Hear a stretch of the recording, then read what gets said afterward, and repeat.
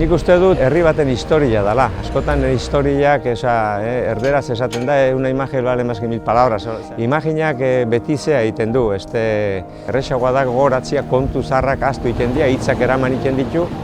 Askotan zea ematen dute, ingurua ematen dute, jendearen relazioa adierazten dute.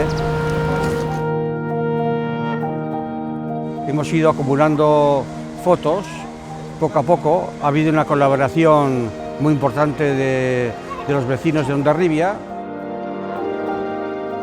Pues como hace 2 o 3 meses que me vino José Mari López y él me dijo, oye, pues tienes fotos antiguas, y digo, uy, pues creo que alguna ya tengo. La morera que había detrás del bar, sí, este era nuestro bar, el bar Echeverría, aquí está yo. Los originales pues hay de todo, la mayoría no está en buen estado, pues hay estereoscópicas desde el año 1860 hasta 1900 que están bastante deterioradas. Las fotos originales es conveniente no presentarlas porque la luz es lo más peligroso que puede haber para una fotografía importante. Nik kendu nizkion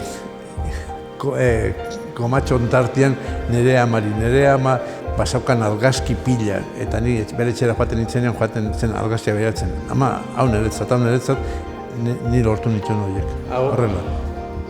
Familia osua, hau izango da del año 1957, nik omen 12 urte, nire anaia Jose Ignacio eta nire arreba Mainieves, atxa eta ama.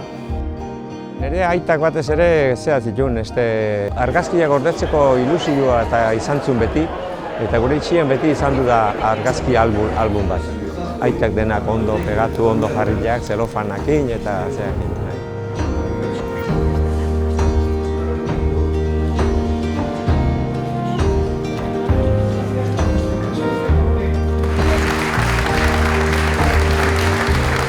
Fue una época muy bonita. En aquella época, pues yo qué sé, pues eres joven, pues bueno, pues teníamos cuadrillas de amigos y bueno, lo pasábamos ideal, la verdad.